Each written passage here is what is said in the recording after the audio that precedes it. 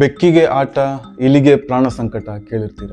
ಆದ್ರೆ ಒಬ್ಬ ಮನುಷ್ಯ ಹಾವಿನೊಂದಿಗಿನ ಆಟ ಮಾತ್ರ ಪ್ರಾಣ ಸಂಕಟನೇ ಇಲ್ಲ. ಇವರು ಬರೀ ಹಾವುಗಳ ಜೊತೆ ಆಟ ಆಡ್ತಾ ಇರ್ಲಿಲ್ಲ, ವಿಷಕಾರಿ ಹಾವುಗಳ ಜೊತೆ ಆಟ ಆಡ್ತಾ ಇದ್ರು.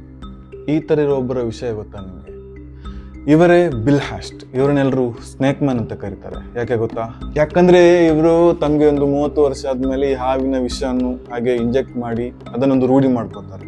ಹಾಗೆ 30 ವರ್ಷದಲ್ಲಿ ಸ್ಟಾರ್ಟ್ ಮಾಡಿದ ಇವರು ಒಂದು 60 ವರ್ಷಗಳ ಕಾಲ ಇದನ್ನೇ ಕಂಟಿನ್ಯೂ ಮಾಡ್ತಾರೆ. ಅಂದ್ರೆ ಹಾವನ್ನು ಹಿಡಿಯೋದು, ಅದರ ವಿಷವನ್ನು ಗೆದ್ದೆಕ್ಕೆ ಚುಚ್ಚಿಸಿಕೊಳ್ಳೋದು. ಆದ್ರೂ ಅವರಿಗೆ ಪ್ರಾಣ ಸಂಕಟ ಇರಲ್ಲ.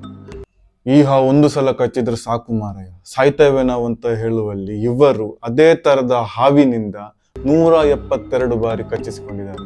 ಆದ್ರೂ ಸಾಯ್ಲಿಲ್ಲ ಮಾತ್ರ ಅಲ್ಲ, 100 ವರ್ಷಗಳ ಕಾಲ ಬದುಕಿದ್ರು ಕೂಡ.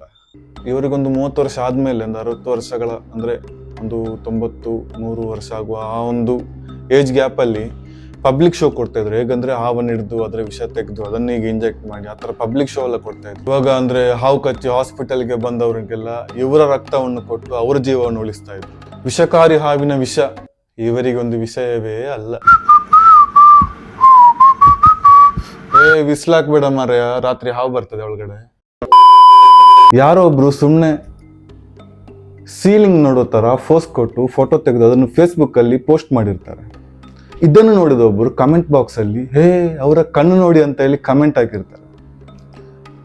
ಈ ಕಮೆಂಟ್ ನೋಡಿದ ಎಲ್ಲರೂ ಆ ಫೋಟೋನ ಹೇಗೆ ಝೂಮ್ ಮಾಡಿ ನೋಡುವಾಗ ಅವರ ಕಣ್ಣಿನ ಒಳಗಡೆ ಇರೋ ನರಗಳೆಲ್ಲ ಸೇರಿ ಲವ್ ಅಂತ ಒಂದು ವರ್ಡ್ ಬರ್ದಿತ್ತು. ವಾವ್, ನನ್ನ ಕಣ್ಣು ನೋಡಿ ಹೇಳು, ನಿಂಗೆ ಪ್ರೀತಿ ಕಾಣಲ್ವಾ ಅಂತ ಕೇಳೋಕೆ ಎಲಿಜಿಬಲ್ ಆಗಿರೋ ಒಬ್ಳು ಇವಳೆ.